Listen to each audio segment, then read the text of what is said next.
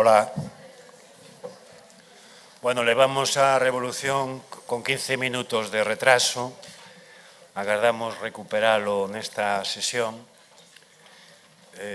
Correspóndeme a min presentar a Jesús Cimarro. Vou empezar dicindo que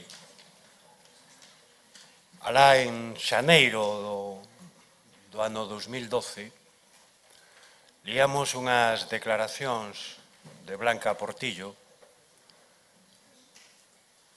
explicando as razóns do seu abandono como directora do Festival de Mérida, e a moitos detívosonos a respiración porque, de alguna maneira, as razóns que expresaba para explicar o seu abandono pintaban a paisaxe, daban a impresión de que outro festival máis iba a ser barrido polo tsunami da crise económica. Claro que nunca hai un festival máis, nunca un festival é outro festival. Sempre os festivais queren facerse sustantivos, sempre todos os festivais queren afirmar as súas señas propias de identidade, pero no caso do Festival de Mérida non era un festival máis, non é un festival máis. Mérida é tamén o fervor republicano de Margarita Xirgu no ano 1933, recitando os versos de Medea, ou a memoria de Cipriano Rivas Xérif, ou de Enrique Borras. Mérida é tamén o mellor da sabiduría de Pepe Monleón.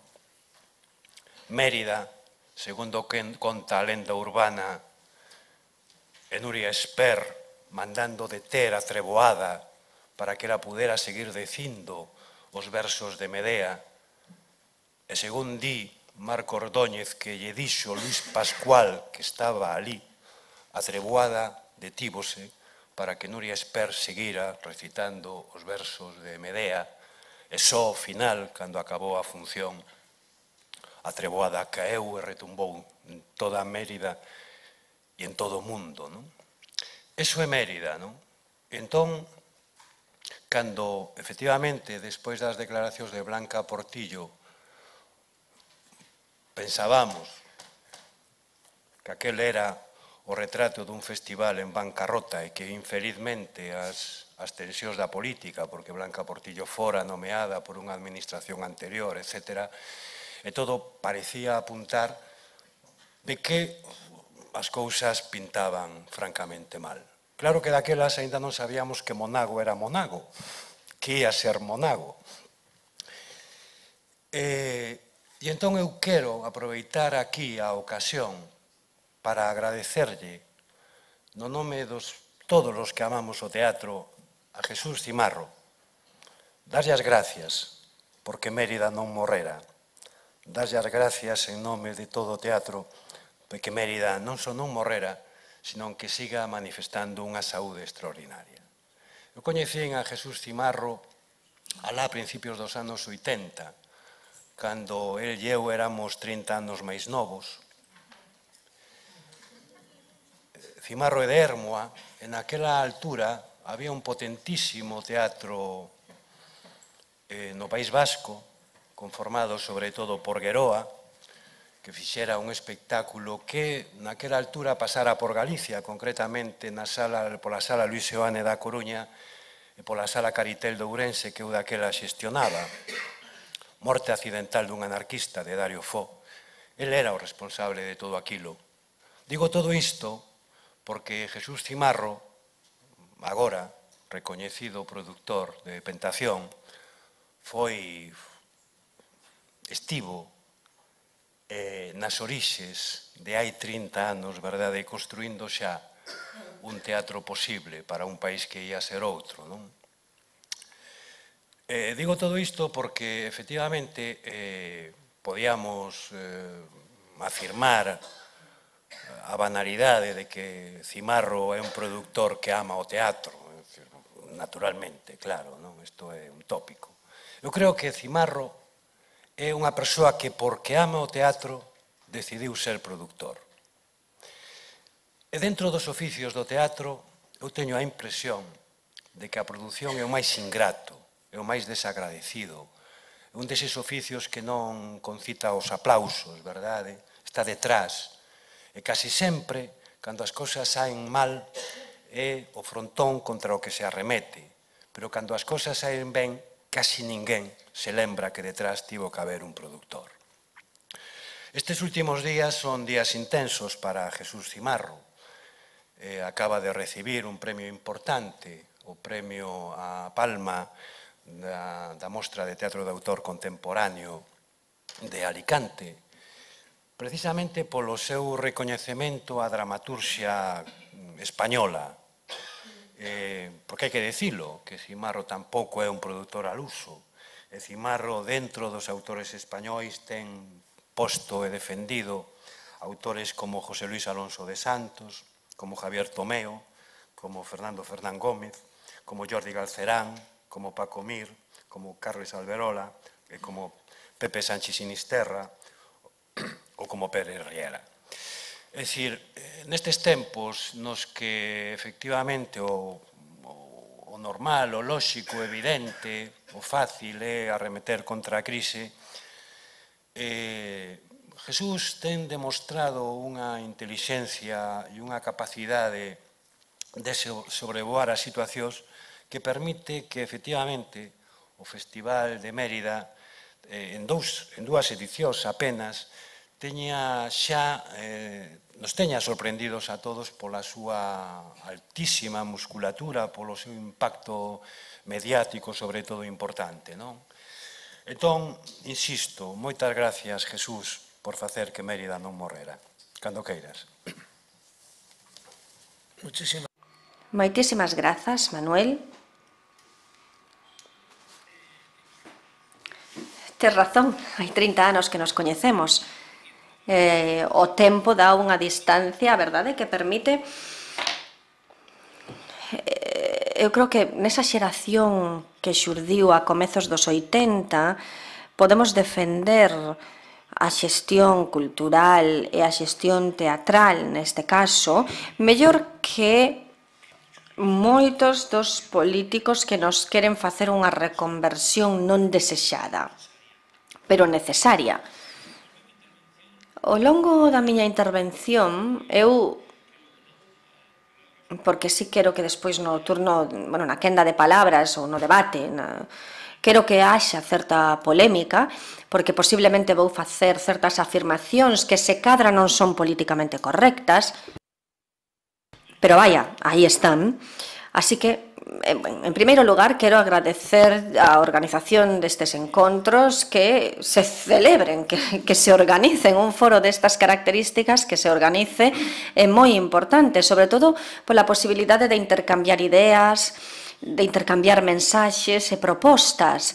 Nesta mesa, neste encontro, hai distintos responsables de festivais que se sitúan, que están localizados en espazos moi determinados: Aviñón, Edimburgo, Mérida, o Festival de Segovia, La Mar de Músicas en Cartaxena. É dicir, hai unha variedade de propostas e de festivais que eu creo que dan forma, conforman o que é a idiosincrasia da cultura europea, por así dicilo, e que está moi ben que en foros como este existan, está moi ben que foros como este existan para que se poidan desenvolver. Ningún evento cultural e, polo tanto, ningún festival de artes escénicas pode prescindir dunha avaliación posterior á súa organización, algo que lles proporcione indicadores para identificaren os seus erros, os seus acertos e as súas posibles melloras para futuras edicións. Por suposto, este é o caso do Festival Internacional de Teatro Clásico de Mérida, que agora estamos preparando, ou para o cal estamos preparando agora a 60 edición. E quero aquí facer unha breve paréntese e falar un pouquiño do que é a historia do festival, que moitos de vostedes coñecen, pero o Festival de Mérida xorde no ano 1933, é dicir, este ano celebrouse o seu 80 aniversario, é un dos festivais máis lonxevos que existen, máis anciáns, como di Paulo, da xeografía española e da xeografía europea, pero que celebrou a súa edición número 59. En 2014 será a edición 60. Por que? Pois porque este país viviu uns acontecementos no século pasado. Houve unha guerra civil e unha posguerra durante a cal non había cartos para financiar a cultura, uns tempos en que a xente malvivía neste país. Houve un período moi determinado, sobre todo do 40 ao 50 e case o 60, un período durante o cal o festival non se celebrou. Desa primeira etapa, de 1933, onde Margarita Xirgu, como moi ben dixo Manuel Guede, inaugurou con Medea e presidiu o acto Manuel Azaña, presidente da República, o Festival de Mérida de aí pasou por unha república, por unha ditadura e por unha democracia, por unha monarquía, é dicir, tres réximes totalmente distintos que no último século viviu este festival, para o bo e para o malo. Neste lugar de reflexión que supón este terceiro Foro Internacional de Espazos para a Cultura, tamén nos atopamos unidos na análise dos datos que xeran os mencionados eventos. Vou dar moitos datos, a min ás veces acúsaseme de feito de ser bastante pragmático cos números e de dedicarme pouco ao que é o feito cultural. Eu tive moitos detractores, son unha persoa que admite bastante ben as críticas, que conste, pero de feito digo, cando se dan datos é porque houve unha actividade, non? É dicir, o Festival de Mérida, que por desgraza, Manuel expresou non moi ben, no ano 2011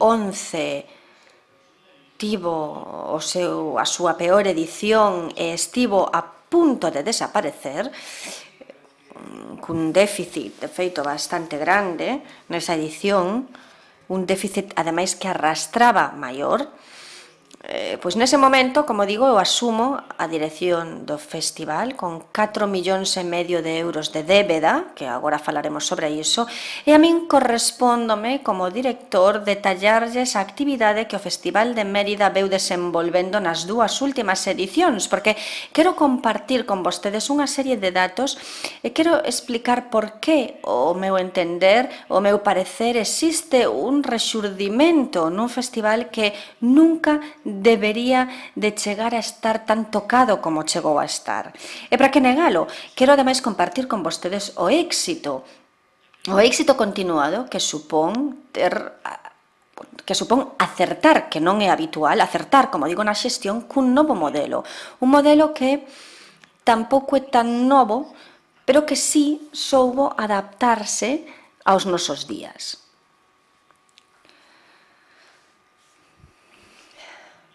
Falamos dun marco incomparable, que é o Teatro Romano de Mérida. Este é un espazo para o bon e para o malo, como digo, onde, como poden vostedes ver, pois temos unhas ruínas, un teatro milenario que ten 2000 anos de existencia, cunha escena de 52 metros por 7 de ancho por 7 de fondo, onde os equipos artísticos teñen que representar os distintos espectáculos. Vou falar un pouco, por centrarme, é unha historia moi longa, pero por centrarme nestes 2 anos durante os cales eu dirixo o festival. É un festival que se desenvolve durante os meses de xullo e agosto, en pleno verán, no sudoeste de España, en Extremadura, unha rexión cunhas características complicadas, e que, de algún xeito, os extremeños teñen, ademais, como motor cultural. Este festival é visto como motor cultural da zona para os extremeños. Un festival que, para o futuro, precisa dunha intensa reflexión sobre o seu pasado. pero un festival que necesita tamén, sobre todo, unha dedicación a todos os seus componentes creativos dunha maneira racional e sustentable. E arrinco así con estas palabras hoxe intencionadamente. Vou falar dun proxecto e da súa realidade posterior como o mapa que todo proxecto cultural debería obrigarse a facer. Despois de xestionar durante 25 anos unha empresa cultural, cando me propuxeron dirixir o Festival de Mérida coas circunstancias que o rodeaban, pensei que ia ser un reto para min e para a miña empresa. Ante todo, ia ser un reto afrontar o noso discurso dende a práctica. E o noso discurso era, e segue sendo, a viabilidade do noso patrimonio cultural a través de fórmulas mixtas de xestión. Subir un chanzo na creatividade da xestión é indispensable nestes momentos. Atreverse porque cremos. As institucións públicas conseguiron, xunto coas empresas privadas, durante 30 anos a posibilidade de que o mapa teatral deste país pervivise. Por que, entón, non podemos unirnos cando o soporte público carece de suficientes ferramentas e financiamento para desenvolver e manter o noso tecido teatral? Por que non unirnos? Ali, na proposta do Goberno de Extremadura, atopei a resposta e asumín a implicación da miña empresa Pentación e a da miña xestión para dirixir a edición 58 e 59 do Festival de Mérida. Sempre defendín a posibilidade da xestión mixta. Ao longo de toda a miña carreira defendina entre o sector privado e o sector público. Sempre defendín para sortear as dificultades da produción, a exhibición e a distribución teatral que sofre o noso país. É hora de demostrar que é posible chegarmos con éxito ás metas marcadas, en común. Espérannos máis dificultades, espérannos uns anos difíciles, moi complicados, pero poderán ser superados se seguimos camiñando xuntos, cunha única meta, a de preservar aquilo que é noso, que non é noso, perdón, que é de todos, é dicir, a cultura é patrimonio de todos. Preservar iso xestionado dende onde estea xestionado, o importante é que estea ben xestionado. Falamos do entusiasmo e da participación de milleiros de espectadores. Telo público en conta engrandece a nosa tarefa, sempre. O lema da miña empresa e o meu lema como produtor sempre foi a importancia do público. Eu sempre direi isto, produzo para o público, para as espectadoras e para os espectadores, estean onde estean. O público é inigualable, diferenciador, é o que, de algún xeito, nos permite marcar o obxectivo que, polo menos, os responsables culturais, os responsables da xestión cultural debemos ter.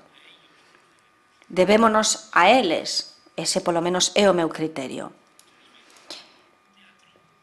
Vostedes ven aquí un teatro monumento, un espazo que é patrimonio, como dixen, da humanidade, baleiro, un monumento onde se visitan diariamente, un monumento que visitan diariamente centos de miles de persoas anualmente. Así é como me gusta a min que estea, con representacións e con público diverso, variado, masivo. Porque non temos que esquecer, non debemos esquecer que este espazo ten 3.000 localidades e hai que producir, e agora falaremos disto, para ese espazo, para este medio.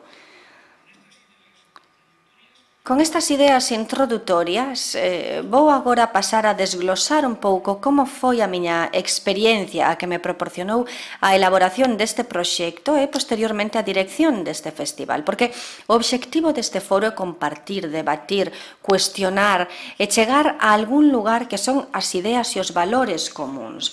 No mes de febreiro de 2012, o Goberno de Extremadura encargoulles a 3 empresas do sector a elaboración dun proxecto para a edición número 58 do Festival Internacional de Teatro Clásico de Mérida.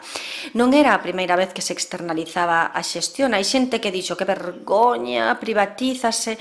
Aquí non se privatizou absolutamente nada. Segue sendo un festival público, cun padroado público, pero que está xestionado desde a iniciativa privada, que non é malo, o malo é que se faga mal, e iso é distinto, pero desde o público e desde o privado. Esa é a cuestión, que se faga mal, que se xestione mal. Xa nos anos 90, o Festival de Mérida estuvo 6 anos externalizada a súa xestión. E isto na época do goberno socialista de Ibarra xa se fixo.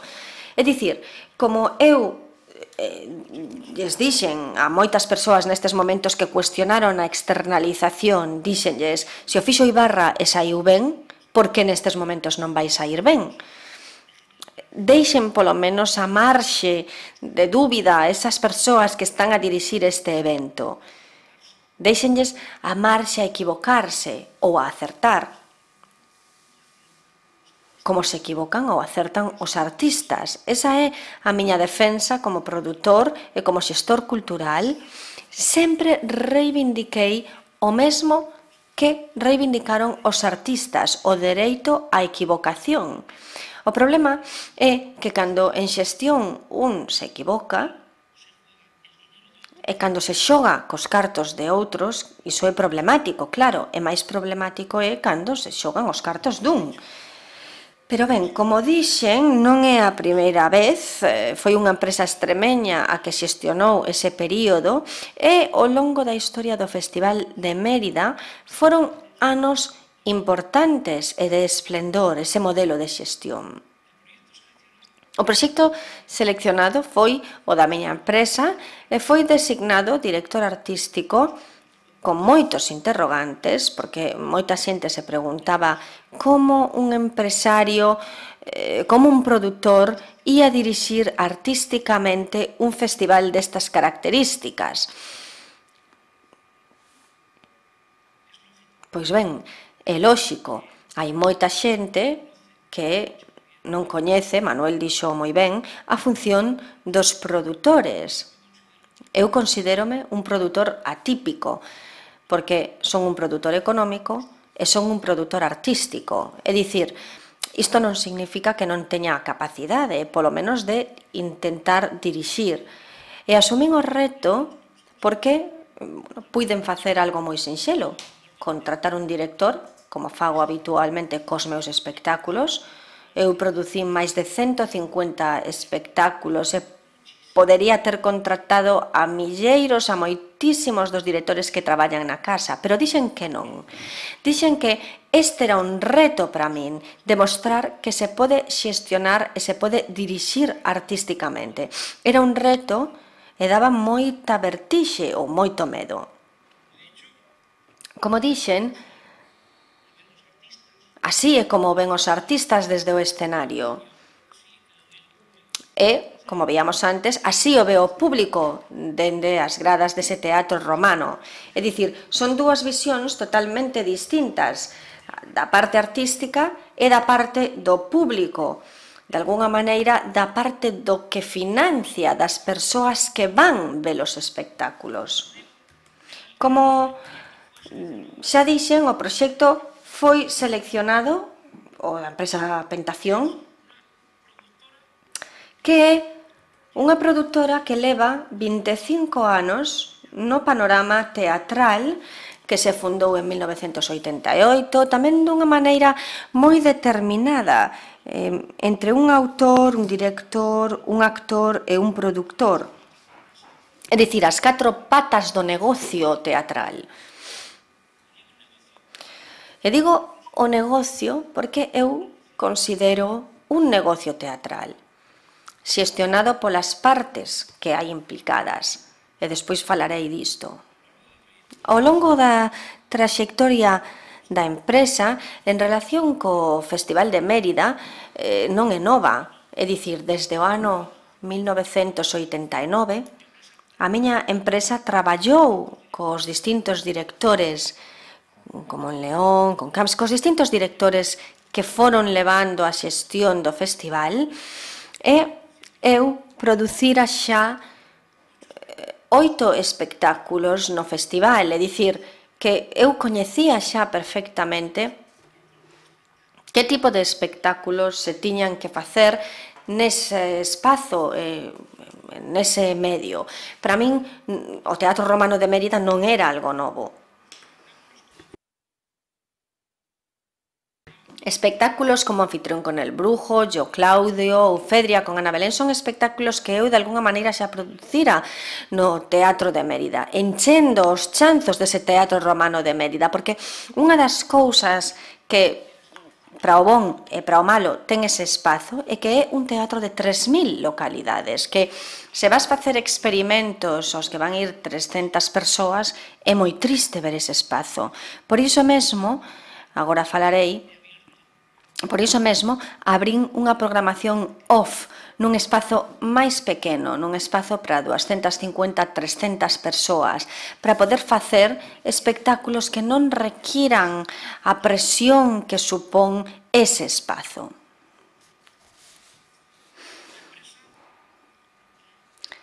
A empresa estreou en distintos festivais internacionais espectáculos, coproduciu, é dicir, coñecemos a exhibición, a produción e a distribución.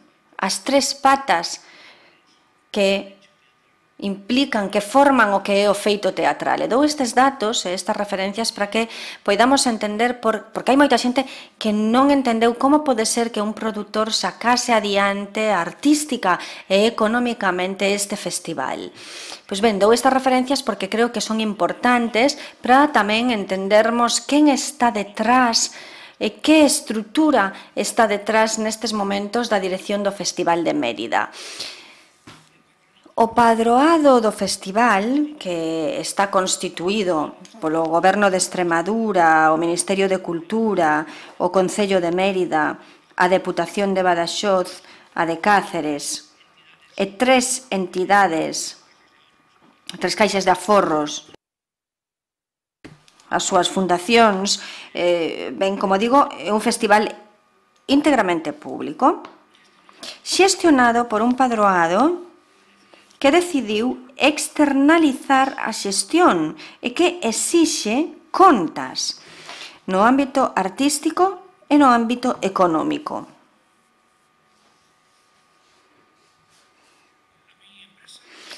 A miña empresa e a min propuxéronos asinar un contrato de 4 anos para levar o proxecto e eu dixen que non. Dixen que quería asinar ano tras ano. E que se non o facía ben, que me botasen. Con estas palabras, ademais, que me botasen. Porque sí creo que dende unha institución pública a cidadanía non pode permitirse a mala xestión, porque son os cartos de todos. E eu creo que cos cartos de todos non se pode xogar. Por iso mesmo dixen esa frase que non é unha historia, unha parvada, non, é unha frase que eu utilicei porque tiña as cousas moi claras, porque tiña un medo atroz a meterme e fracasar, porque arrastrábase, desde logo, un déficit enorme e, sobre todo, o máis problemático é que o público deralle as costas ao festival. Era, pois, un risco moi grande que eu non quería asumir durante 4 anos. Así que, se o facía ben, podía renovar. E se non o facía ben, non renovaba. E así foi. Agora darei os datos de como foi a edición número 58 e como foi a número 59. Temos que ter moi claro que hai que producir para un marco incomparable, para un espazo difícil, que é o Teatro Romano de Mérida. Dentro da produción privada existe unha modalidade concreta que se refire aos espectáculos que se realizan en festivais e que logo hai que adaptar a outros espazos. Durante moitos anos o Festival de Mérida produciu só para ese espazo e únicamente os espectáculos quedaban aí. Eu creo que iso era un erro. De feito, os 8 espectáculos que eu producira antes de ser director sempre xiraron, agás un, todos xiraron polos distintos festivais e polos distintos teatros. Creo que é un delicto investir unha cantidade económica que pode rondar os 500.000 euros para producir un espectáculo que só se vai a ver nun espazo. Pareceme unha barbaridade, pero ese é o meu criterio. Creo que cos recursos públicos hai que, polo menos, pois, xa que se invisten, hai que facer que se poidan ver, que en definitiva que se poidan levar a outros espazos. O Festival de Mérida, en concreto os seus espazos, reúne varias das complexidades que non atopamos noutros espazos. É moi difícil producir, como dixen antes, nese espazo. Entón, o primeiro que un produtor ten que ter e ten que considerar cos responsables do festival é, a hora de propor un espectáculo, é a viabilidade desa proposta. Se ese espectáculo é viable para ese lugar, para ese medio, tanto no aspecto artístico como no aspecto económico. Un primeiro paso debe ser, dicir, que espazo, que espectáculo se quere, porque unha das características que ten o Festival de Mérida é que é un festival de esencia grecolatina grecorromana, que non se pode facer máis ca iso, textos grecolatinos e grecorromanos, con distintas visións, sí, pero de algún xeito redúcese o nivel de produción, o nivel de textos.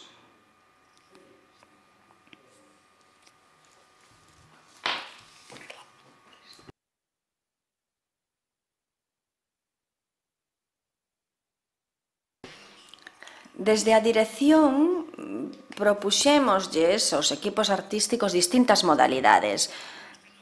O festival, nesta nova etapa, non produce, senón que coproduce, porque o presuposto que tiña hai 3 anos era de case 4 millóns de euros, e o presuposto que eu tiven na edición número 58 era de 2.400.000 euros, dos cales a Administración contribuía 1,5 millón. Por iso me dá moita envexa que o Festival de Aviñón teña 12 millóns de euros. Unha envexa xa, obviamente. Como digo, a opción que tomei foi a da coproducción, porque con este orzamento que tiña, o festival non podía afrontar producións propias, porque pasar de 4 millóns a 1,5 millón significaba, pois, que se podían facer moi poucas cousas, entre outras cousas, porque ese monumento hai que vestilo. Hai que vestilo con focos, estruturas, etcétera, etcétera. Dentro do orzamento eu dispoñía de 1 millón de euros para programación, 1 millón de euros para producir 7 espectáculos enteiros. Entón, o modelo que apliquei foi o da coproducción, porque era o que me parecía máis viable para poder decidir que espectáculos seleccionar e, sobre todo, porque non só estaba o espazo do Teatro Romano de Mérida, senón que, ademais, estaban outros espazos que tamén había que atender.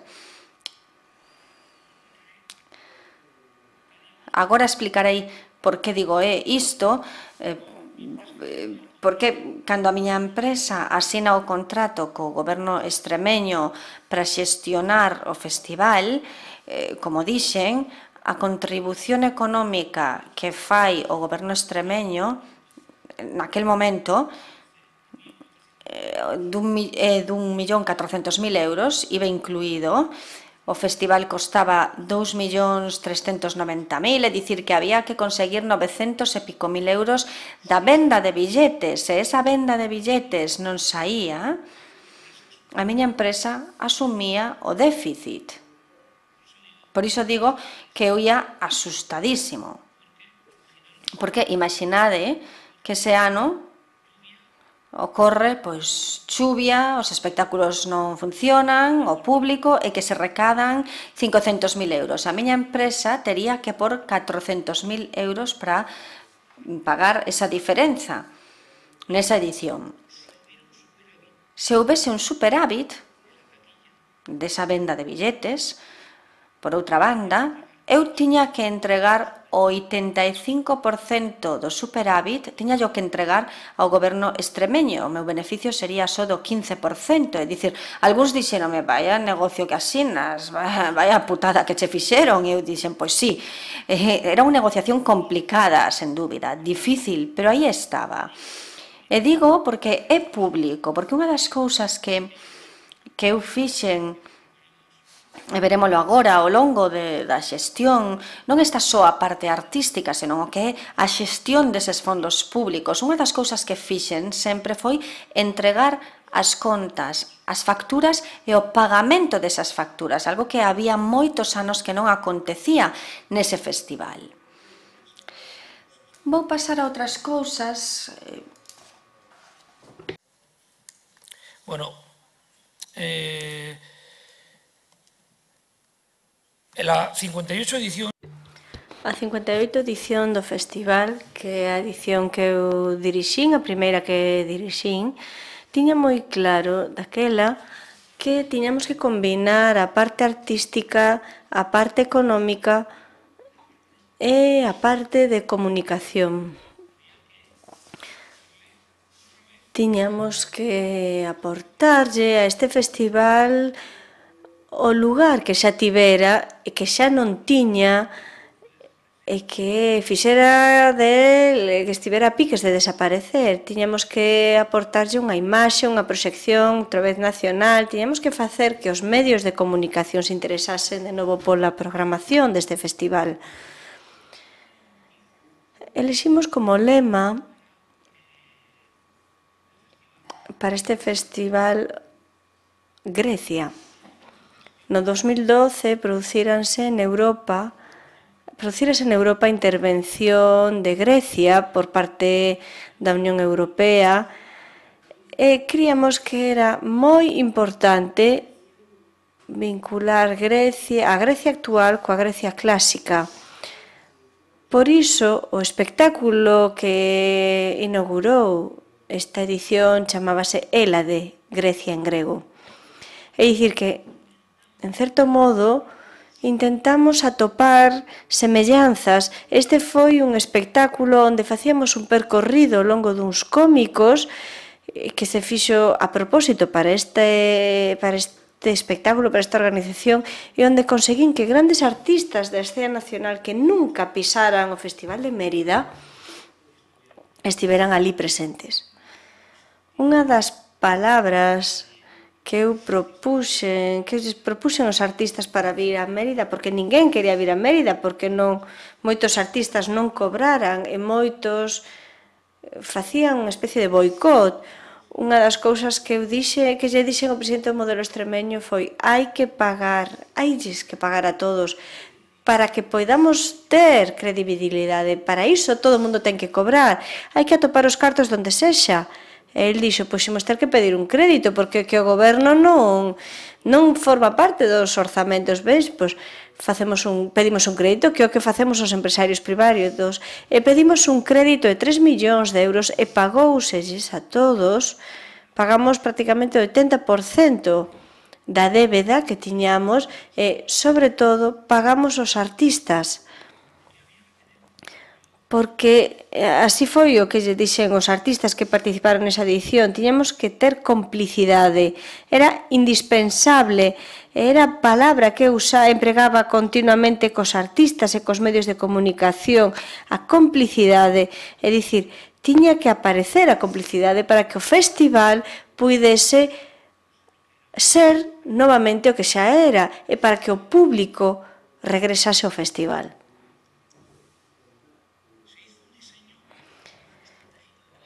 Fixemos un deseño, un plan estratégico de comunicación moi importante. dixen, podemos gastar moitos cartos en comunicación e na promoción do festival. Para min era o máis importante, tiñamos que recuperar o público extremeño e o público nacional. E moito público estranxeiro, sobre todo portugués e de América Latina, que xa viñera ao festival noutras épocas. Neste plan de comunicación este plan de comunicación foi a base do éxito, evidentemente a programación, pero esa comunicación que puidemos transmitirlle ao país foi unha das claves do éxito. O primeiro paso para unha boa xestión de audiencias é definir como, para quen e cando vai aparecer a información. É dicir, eu tiven 1 mes e medio para facer a programación do festival. Eu fui nomeado en marzo de 2012 e presentei en maio de 2012 a programación do festival. Así que tiven normalmente a programación faise nun ano e eu fixena nun mes e medio e presenteina a finais de maio do ano 2012 e o festival comezou en xullo. Este foi un dos problemas, é dicir, que non había apenas tempo para comunicar, por iso era tan importante levar a cabo este plan estratégico de comunicación e non deixar ningún detalle para improvisación. Ese plan, grazas a ese plan de comunicación, ese foi o lema da edición Mérida e Clásica, Mérida e Teatro. O anterior era cando a noite cae, a maxia do teatro empeza, e esta vez era Mérida e Clásica, Mérida e Teatro.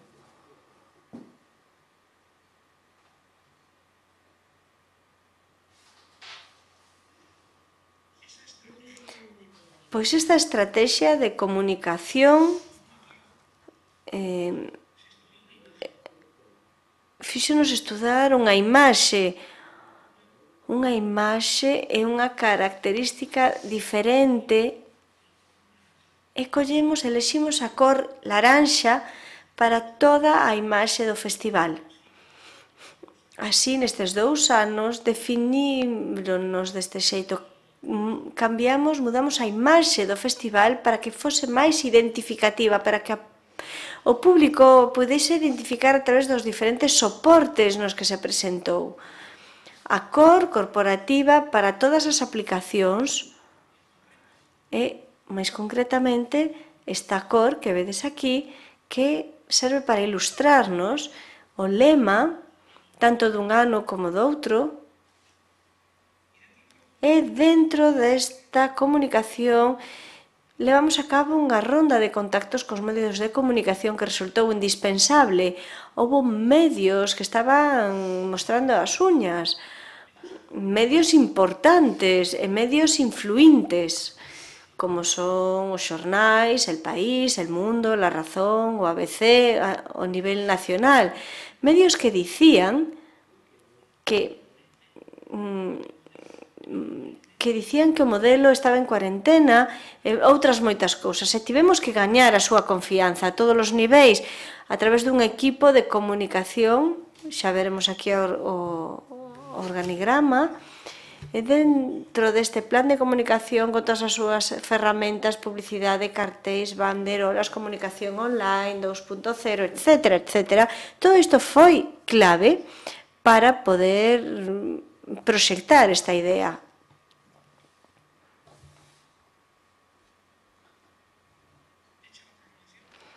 Despois de facer a programación, había que vendela. Había que vendela e había que vender entradas tamén, porque unha das claves, evidentemente, da programación é o sistema de venta. Estaba claro que había que ampliar. Cando eu collín o festival, só había un modelo, un sistema de ventas. Eu dixen que eu quería vender en todas partes e dixeronme, e a que público? A todos. Quero todo, quero absolutamente todo, quero todo o mundo posible. que pode haber este festival, e para iso temos que negociar con grandes tiqueteras, tamén con... Quería facer paquetes turísticos para que a xente pudese vir en tren, hotel máis entrada, avión, hotel entrada, coche, etc. É dicir, facilitar a participación, a asistencia. Non esquezamos que Extremadura está nun lado de España moi mal comunicada. Entón, aquí podedes ver os diferentes prezos que había. Os prezos das entradas ían de 12 a 39 euros. Como podedes ver aquí, hai 6 prezos diferentes. E acadamos acordos con tour operadores para vender entradas, con Mucho Viaje, por exemplo, e outros tipo Atrápalo, Planeo, Oferplan, é dicir, moitos operadores dedicados ou adicados á venda de entradas, é dicir, que eu quería ter todos os canais, tocar todos os canais posibles de venda de entrada e tocar o máximo de xente posible. Outra innovación que fixemos foi o teatro accesible. Non esquezamos que é un festival público e ten que ser para todos os espectadores. Unha cosa estaba moi clara, o obxectivo, é dicir, a nosa crenza absoluta, o teatro accesible. E neste punto fixemos un punto e aparte, é dicir, un fin, un obxectivo social. As artes escénicas teñen que ser universalmente accesibles e por iso decidimos crear a primeira edición con accesibilidade universal deste festival. É dicir, cunha serie de medios, a responsabilidade social corporativa de todo o proxecto debe atender sobre todo as excursións, e a nosa vocación é de acadar o ocio compartido, é dicir, o obxectivo principal desta accesibilidade universal que todo o recinto histórico debe ter. O colectivo de discapacidade está normalmente privado deste tipo de experiencias que poden axudar a súa inclusión social. A accesibilidade sensorial para o teatro é unha solución moi sinxela, económica, responsable, comprometida e rentable tamén. Comprendendo que a accesibilidade física xa está superada no espazo porque temos diferentes formas de acceder para que as persoas con minusvalía poidan entrar. Eliminamos barreiras arquitectónicas dentro dun teatro de 2000 anos e a nosa proposta foi proporcionar unha accesibilidade universal ao festival, proporcionándolle tamén o aspecto sensorial, permitindo a asistencia e o disfrute para a promoción de persoas invidentes ou con discapacidades auditivas, minusválidos, cegos e xordos. Barreiras de comunicación eliminadas coas medidas seguintes.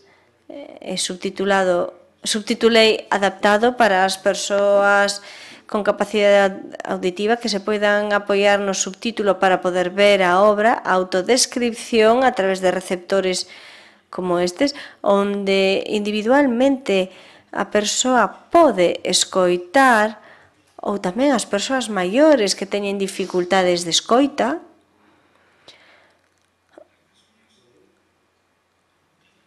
O bucle magnético, é dicir, introducimos o ouvido á vista, é dicir, un cego non pode ver, pero si pode escoitar absolutamente todo o que sucede na escena. Conseguimos acadar a accesibilidade nun entorno tan emblemático como é o Teatro Romano de Mérida e darlle a oportunidade ás persoas con discapacidade auditiva visual de poder disfrutar da maxia do teatro clásico. Isto foi un reto, un desafío, é un orgullo para todos os responsables deste proxecto. Fixemos que a Fundación Vodafone patrocinase este feito. E por que foi un obxectivo o facer accesible? Pois porque previamente na tempada 2011-2012 eu dirixín o Teatro de Bellas Artes de Madrid e o Teatro La Latina, onde fixemos unha experiencia e unha proposta. En base a esta experiencia dixemos, isto témolo que trasladar a este espazo. Ademais diso, no ano 2012, ademais de acadar a accesibilidade universal do festival, conseguimos a integración laboral de persoas con discapacidade, asinando un convenio coa Asociación Ibérica para a Normalización e Inclusión Social de Persoas con Síndrome de Down, de Extremadura.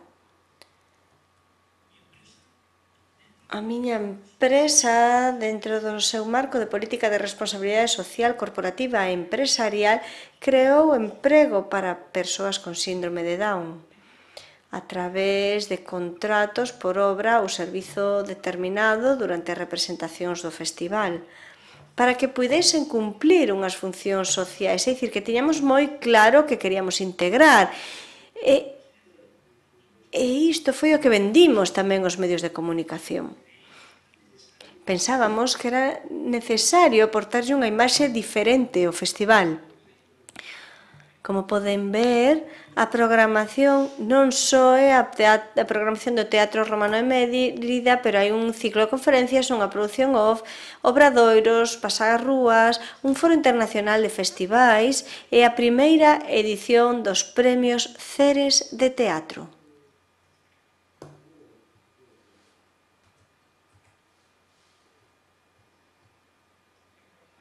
A programación de diferentes espectáculos,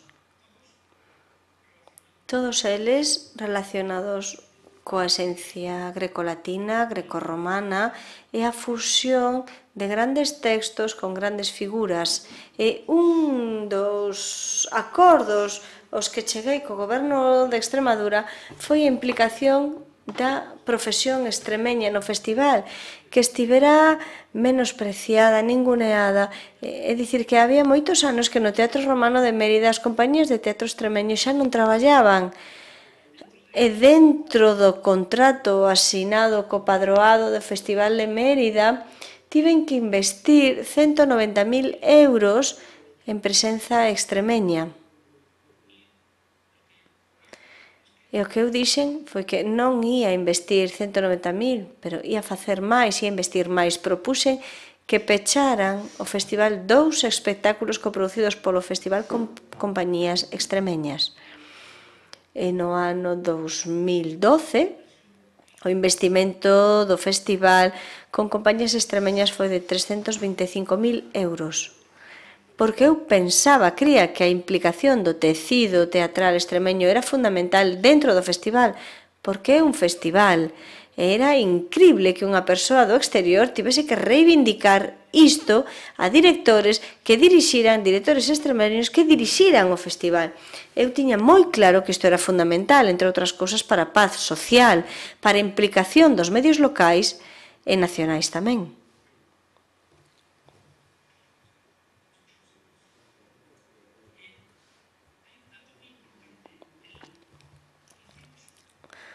Organizamos tamén unha reunión de directores de festivais internacionais que viñeron de España e de fora de España, de Europa, de América Latina.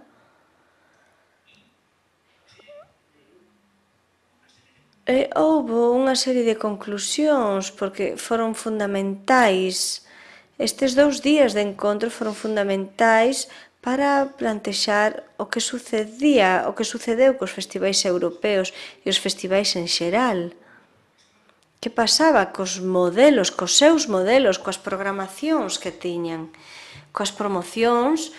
Todo isto foi o que analizamos, a relación da América Latina con Europa, que é o que nos une, que é o que nos separa na xestión, nos aspectos artísticos dos festivais, a revisión, a relación entre festivais, as coproducións, o modelo mixto de xestión dos festivais, o IBE, o aumento do IBE, que supón isto, que supuña isto? Porque daquela foi cando apareceu o 21%, sempre digo que baixen o IBE, a nosa administración que baixe o IBE. Esta foi a programación e os premios Ceres, uns premios que foron moi criticados, pero eu sabía dende un principio, tiña moi claro que quería que o festival tivese un colofón. Era unha gala de premios nacionais que non existía en España, uns premios nacionais dados pola crítica. Os críticos dos medios de comunicación e da radio e da televisión. E creamos os premios televisados polo canal Extremadura e por Televisión Española tamén. E na súa primeira edición foron vistos por 200.000 persoas e nesta segunda edición 400.000 persoas.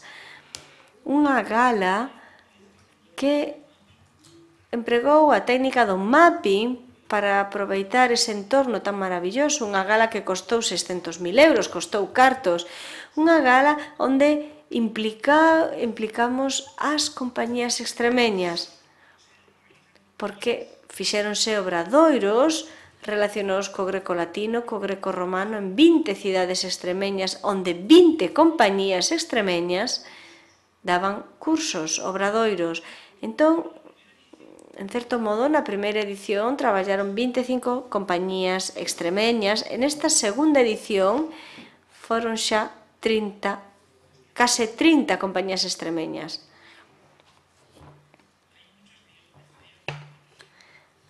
Vou deixar aquí a organización, moitas das conclusións que apareceron, que xurdiron deste Foro Internacional de Festivais, que foron moi importantes, moi interesantes. Este é o organigrama que eu concebín, creí, para o Festival de Mérida.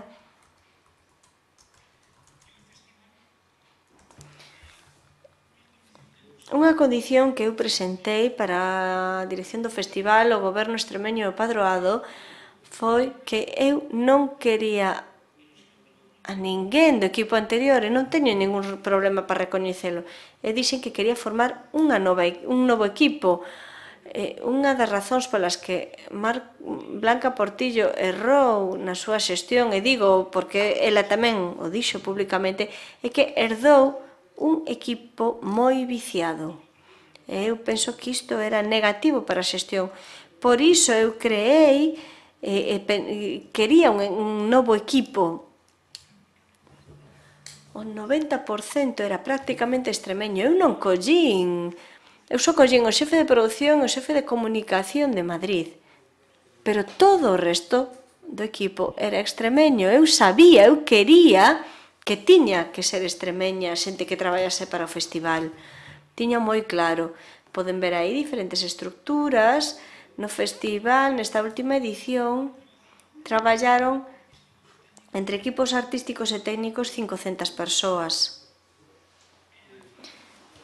No ano 2012, o festival experimentou un 26,5% máis de espectadores que na edición precedente e foi visto por 67.740 persoas e houve un superávit de taquilla de 198.000 euros que a propia dirección do festival reintegrou o consorcio do festival.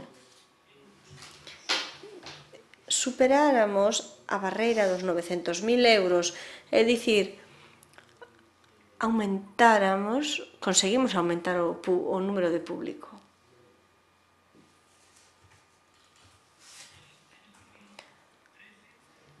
No ano 2013 organizouse outra vez a promoción, pero introducimos neste caso uns elementos novos nesta edición. A Orquestra de Extremadura estaba a piques de desaparecer no ano no que eu cheguei, e este ano inaugurou o Festival de Mérida co Ballet Nacional de España facendo Medea. É dicir, A promoción completouse con danza, música,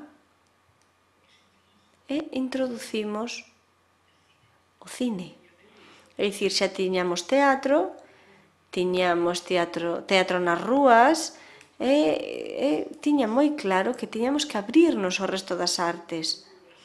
Por iso, houve unha programación moi variada, moi atlética e moi diferente. E como xa dixen antes,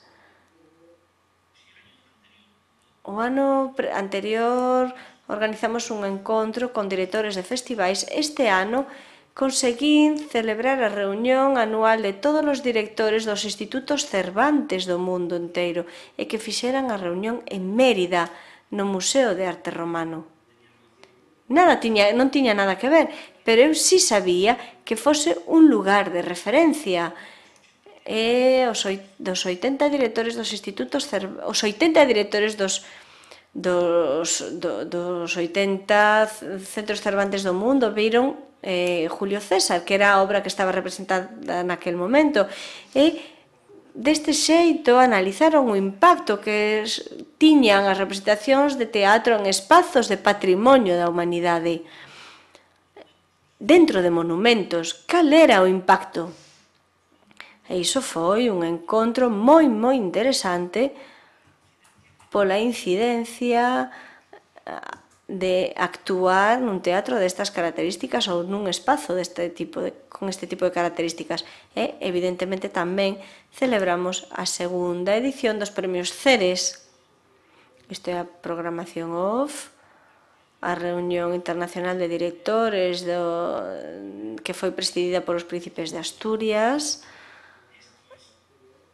Isto é, por así dicir, unha parte importante a relación da cultura co patrimonio. As infraestructuras, a xestión, o aire libre, a contaminación acústica, a contaminación lumínica, o deterioro do campo cultural, a degradación dos centros históricos. É dicir, estudamos que tiñamos que reducir o impacto ambiental nestes espazos. Era necesario facelo así. E como xa non me queda tempo,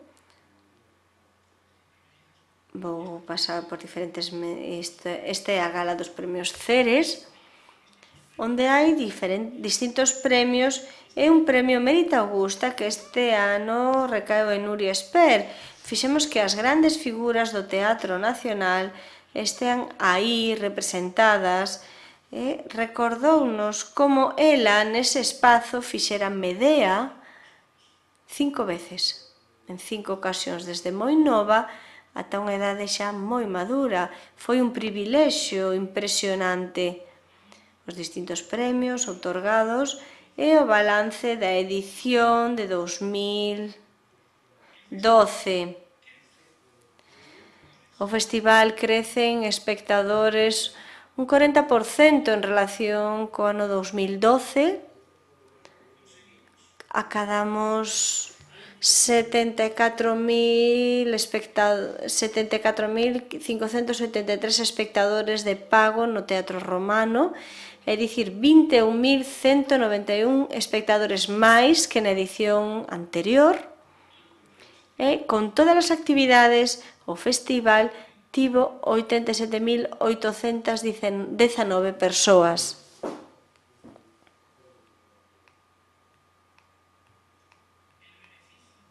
Os beneficios da taquilla deste ano foron de 456.218 euros. Hai 2 días entregáronse o padroado do festival para pagar a débeda. É dicir que en 2 anos de xestión conseguimos recaudar 640.000 euros.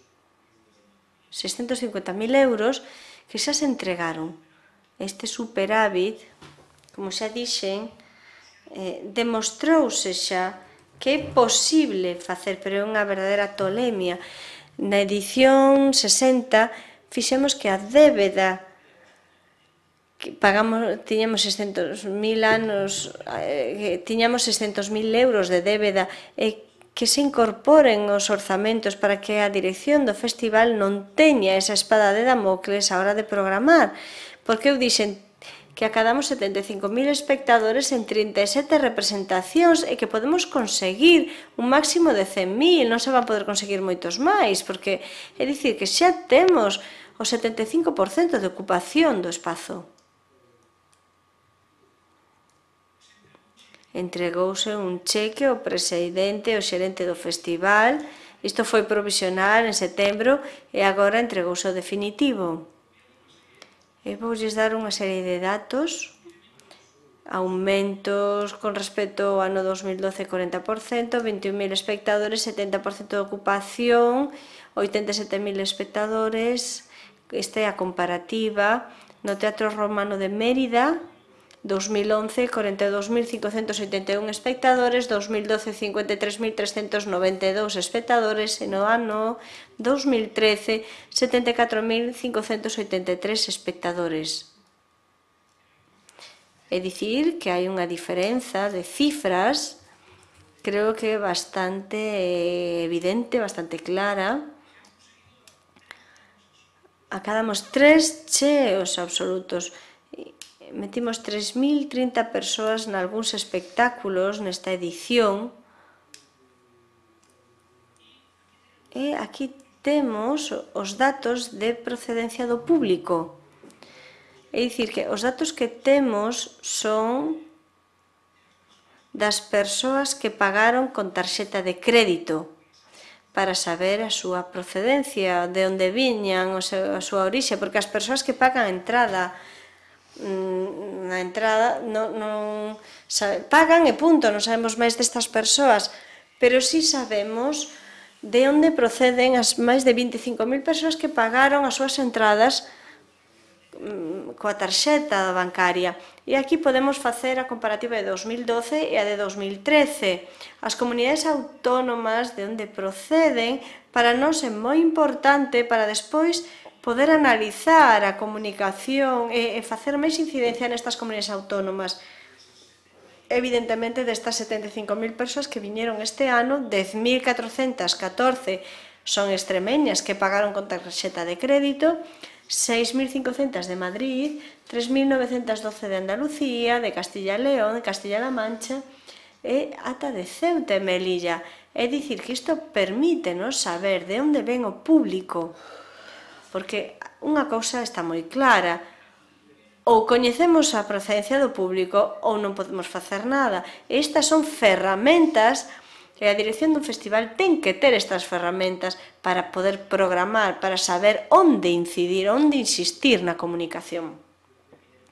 E temos aquí a comparativa. E vemos tamén dende o 2012 ao 2013 como medraron as ventas por internet. Por que? Hai un dato que é moi importante.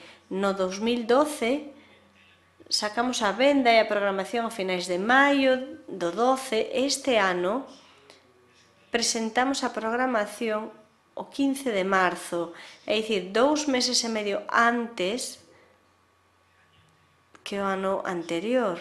Por iso, a venda anticipada aumentou a máis do doble.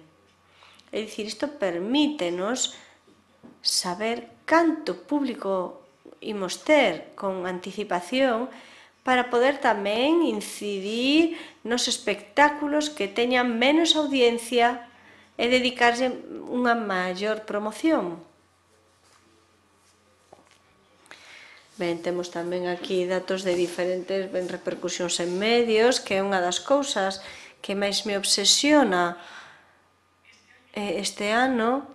Tivemos 2.218 noticias publicadas fronte ás 1.100 publicadas no 2012. En prensa escrita tivemos 900 noticias frente ás 505 do 2012. De radio, cortes de radio, 494 cortes frente aos 407 de 2012. De televisión, 133 frente aos 44 do 2012. E destas 133 pezas de televisión, un dato que me impresionou moito foron os 50 peches de telexornais nacionais. En Antena 3, Televisión Española, Telecinco, 4, La Sexta. É dicir, conseguimos provocar que os medios nacionais se fixesen eco e pechasen as súas edicións de noticias con nós. Para min, iso foi o salto claro de reconciliación, por unha banda o público e pola outra que os medios de comunicación aceptasen e volvesen a crer no festival. Fixéronse enquisas ao público, fixéronse máis de 2000 enquisas ao público e nesta edición o que máis valoraron é a programación. Por iso, eu, os meus detractores, cando me din que son unha persoa que só falo de números, digo, pois sí, falo de números porque podo dalos, porque previamente houbo unha programación e unha xestión para que se poidan dar eses números. E xa, para finalizando,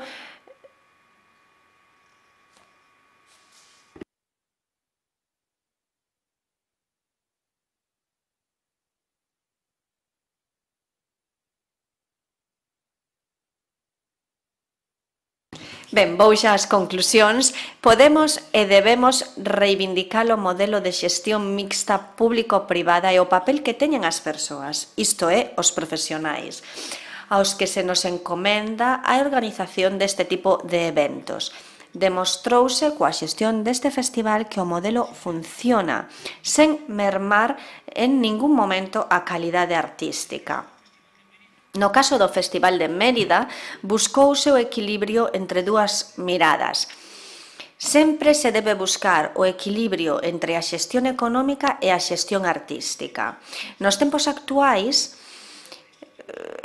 actuais piden esta colaboración. No caso do festival, o igual que unha institución, non debe importar se a iniciativa é pública ou privada, senón que a xestión sexa correcta, pois isto aquí permítenos darlles valor aos distintos modelos que hai.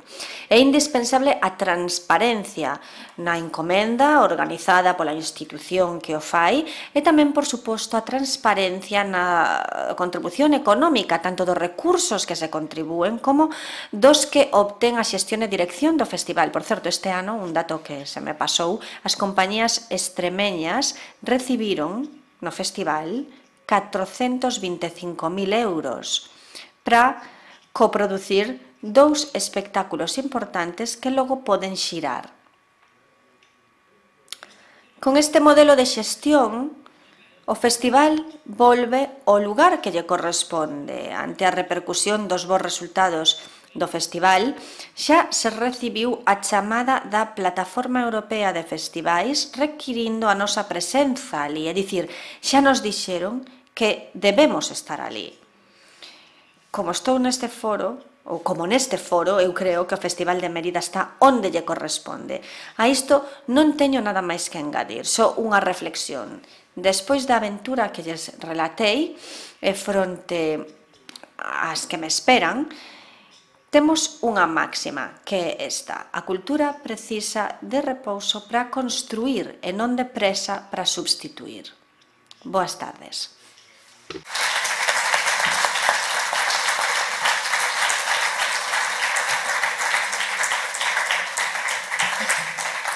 Bueno, despois desta interesantísima, intensa exposición, eu, se me permitides, voulle decir a Jesús algo así como que Jesús, creo que deberíamos de pensar en sustituir a partir de tu enorme experiencia a lo largo de estos años como productor, pero ahora mismo como responsable del Festival de Mérida, que debes claramente de cambiar la denominación de tu trabajo, y en vez de llamarte productor teatral, llamarte taumaturgo teatral, porque algo de milagroso tiene todo lo que nos has expuesto. De tal modo que en el teatro hai...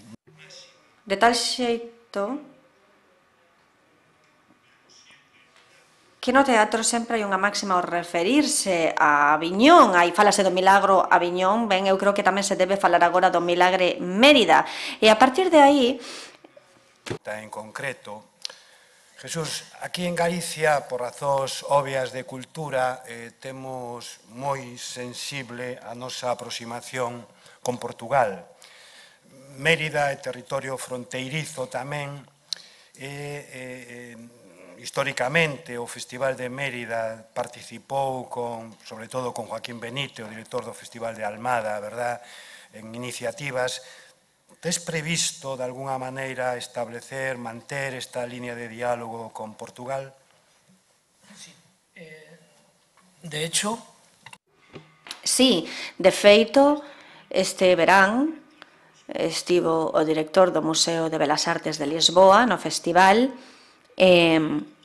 Estamos agora a traballar na 60ª edición e temos moi claro que a presentación do festival ímola facer en Lisboa e chegamos a un acordo cunha empresa de ticketing para vendermos entradas en Portugal e nestes momentos tamén estamos a negociar cunha compañía portuguesa para que participe dentro do festival. Eu aínda non tiven tempo, falo do que é o concepto artístico, é dicir, o festival carece da parte internacional que me dicían, é que aínda non metiches moitas cousas internacionais, prácticamente nada, e digo, pois non, porque os orzamentos son moi complicados, e eu o que quería era recuperar o público, é dicir, que o público volvese e se sentise cómodo no festival e pisase pois os chanzos do teatro ou do templo de Diana ou os pasarrúas e dixese, pois outra vez somos partícipes deste festival. A partir de agora, sí que o estamos vendo, en a edición número 60, de feito, vai haber novos espectáculos internacionais e imos introducir posiblemente outras facetas da cultura. Quero introducir o circo e a ópera, é dicir, completar prácticamente todo o panorama da cultura no festival. Porque sí que creo que un festival ten que ter todo iso. Unha das cousas que non puiden dicir, sobre todo porque aquí vexo pois xente de equipos artísticos e cando se propoñen as coproducións e se deciden os espectáculos, eu dou enteira liberdade ás compañías para que creen os seus propios espectáculos. Pactamos as bases, pactamos o texto, o espectáculo, o elenco, dirección, etc. E, a partir de aí, deixo total liberdade, o mesmo que fago na miña empresa. Os artistas teñen que crear. Eu chego 15 días antes a ver ensaios e a dar a miña opinión. Que a miña opinión pode ser respectada ou non respectada. Pero deixo enteira liberdade, porque ademais creo que así é como se debe facer. De feito, así é como me foi na miña empresa e creo que me foi ben. Considero que hai que respectar o traballo dos creadores.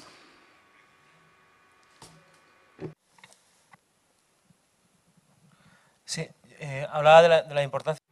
Falaba da importancia que lle dera a comunicación, a anunciar o festival, do orzamento que manexaban para a programación. A min gustaríame saber que orzamento manexaban para a comunicación, se pode saber que porcentaxe representaba con respecto ao orzamento xeral. En ese esforzo, nesa estrategia para interesar os medios de comunicación nacionais no festival, se nos podería tamén destacar algunha clave dese novo argumentario de venda que conseguise interesalos. Grazas. Sí, o orzamento destinado á comunicación son 200.000 euros para o festival, pero directos. Pero eu cheguei a acordos con todos os medios de comunicación, é dicir, unha das partes que non puiden, que non me deu tempo a expoñer é o tema do patrocinio e dos acordos que eu asinei cos distintos operadores. Por unha parte, cos medios de comunicación,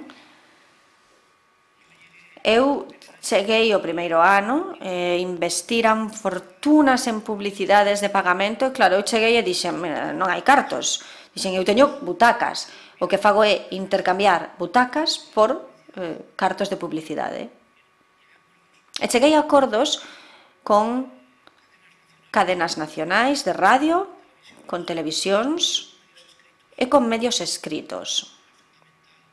Era fundamental, porque é imposible se non pagar toda esa publicidade. Entón, o que pagaba, de repente, o 10% do que pode custar unha páxina nun xornal ou nunha revista, etc. Pero atopeime en situacións pois moi kafkianas e moi perversas que eu xa, claro, ao principio contábao, pero agora xa non o conto, a verdade.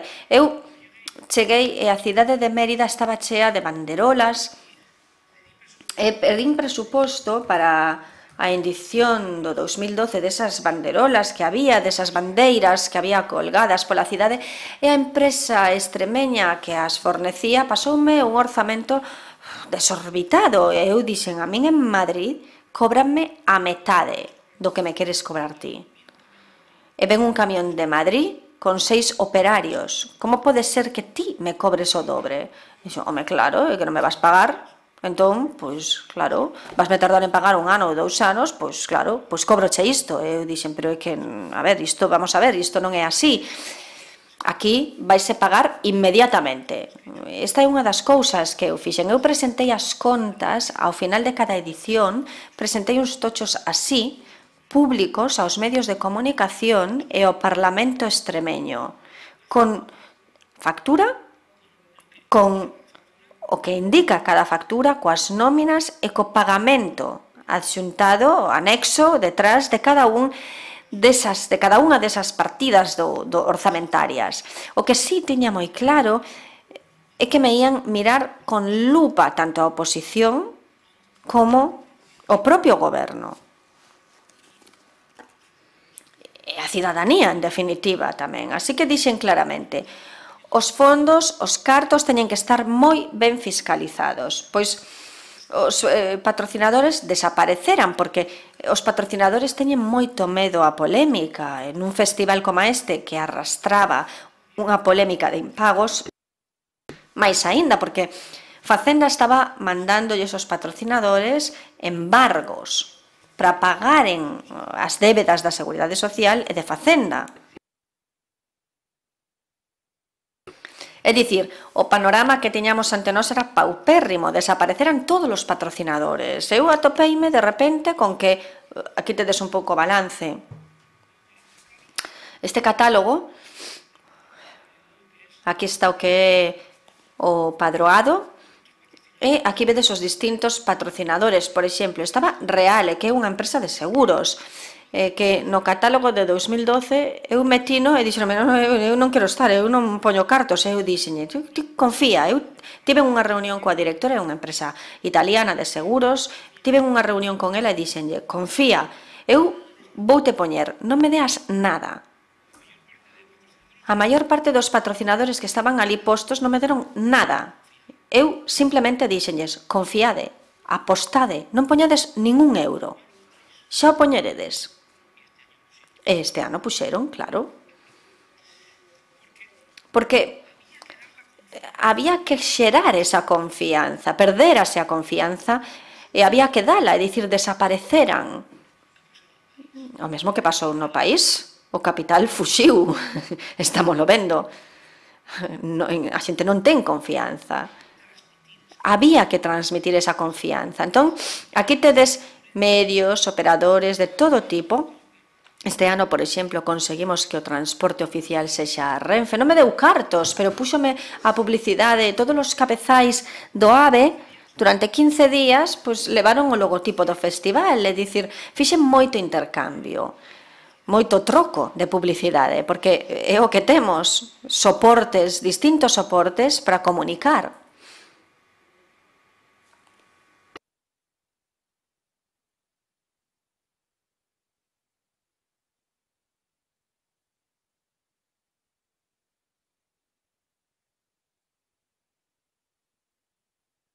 Boas tardes. En primeiro lugar, pois moitísimas grazas por estar aquí contando a súa experiencia do Festival de Mérida. Creo que cualquera actor ou que lle guste o teatro ou que se dedica a xestión cultural, eu estou absolutamente maravillada co caso, xa desde os datos que se deron no seu día ao finalizar o festival. Bueno, gustaríame preguntarlle por un tema bastante candente agora mesmo na prensa, que bueno, acabamos de enterarnos a semana pasada, é a xestión en Madrid dos teatros públicos por parte da empresa Destino, que antes era Maxa. Entón, falando de xestión mixta, dentro da xestión mixta, imagino que tamén hai varias praxes, e a min gustaríame saber a súa opinión ao respecto e se nos pode dar algunha información a maiores. Grazas. Hai un mes eu daba unha charla na Feira de Teatro de Ciudad Rodrigo, en Castela e León, e o presentador presentoume dicindo: hai 3 anos, Jesús, houve unha intervención neste mesmo foro que foi abucheada. Tivo unha intervención neste mesmo foro onde o abuchearon, e é verdade, abuchearonme. Eu dixen hai 3 anos unha cousa que foi a seguinte: quero que a reconversión sexa feita polo sector cultural, non que a fagan os políticos. Porque ao final, se a fan os políticos, imos desaparecer, que é o que está sucedendo. É dicir, este sector fixo moi pouca autocrítica e deixouse, houve anos moi bons, onde había moitos cartos, e vivimos, e isto que vou dicir vai soar mal, xa o sei, pero vivimos unha burbulla cultural. Igual que se viviu, bueno, vivíronse moitas burbullas neste país. E cando despertamos, deronnos unha hostia e agora estamos descolocados e non entendemos nada. Permitimos que se inflasen os cadros de persoal dos centros públicos ata uns límites insospeitados que son insustentables. Eu, ante todo, quero dicir que son un defensor do público, pero na súa xusta medida. Eu traballei sempre na privada, xogándome os diñeiros, dende que teño 18 anos, e teño 48 agora, sempre, non unha ou dúas veces. Pero sempre teño moi claro que ten que existir a iniciativa pública, como digo, na súa xusta medida. E a sociedade civil, que é, en definitiva, a iniciativa privada, hai que perderlle medo ás palabras. A sociedade civil, que somos todos nós, teríamos que estar... Xa, eu creo que despois desta crise algo aprenderíamos, eu polo menos aprendín algo, deberíamos non permitir que se volvan repetir os esquemas que se tiveron ata agora.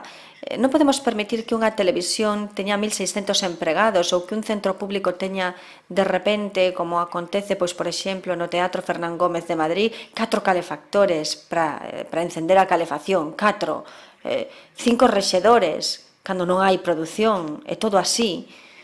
É dicir, creo que o que está facendo o Concello de Madrid é, de momento, unha mala comunicación.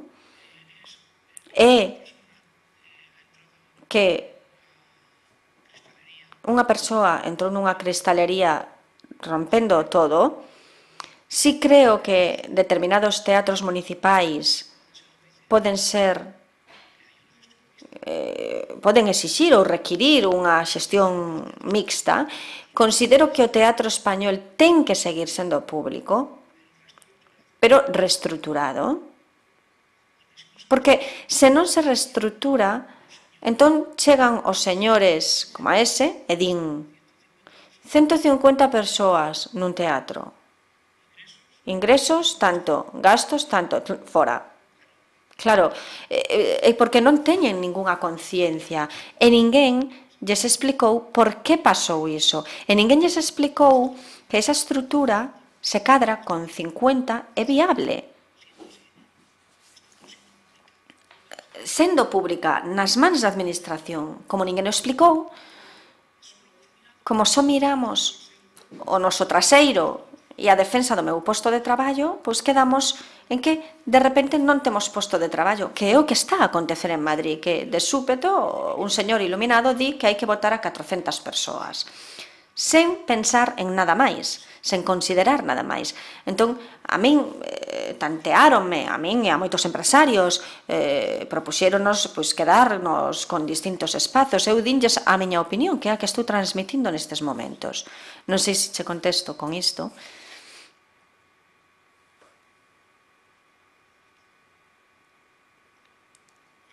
Ben, Preguntas son as 2:45, levamos un retraso de 45 minutos, pero creo que mereceu a pena. Moitas gracias.